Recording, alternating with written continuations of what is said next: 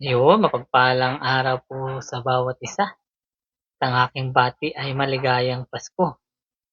At ngayon po ay Disperas at Pasko na po bukas. Naghihintay ka ba ng regalo o makatanggap ng aginaldo? Kung wala pa, parehas po tayo. Pero lagi po nating tatandaan, meron man tayong matanggap o wala na regalo, ay maging masaya pa rin po tayo.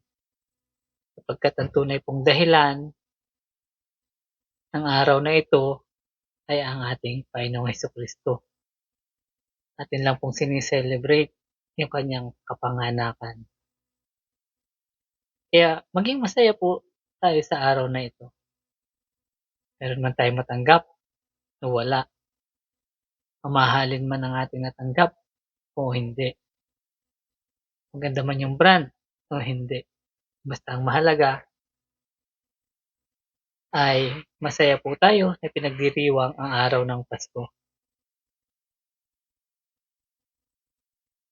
Yun lamang po at maligayang Pasko po sa bawat isa.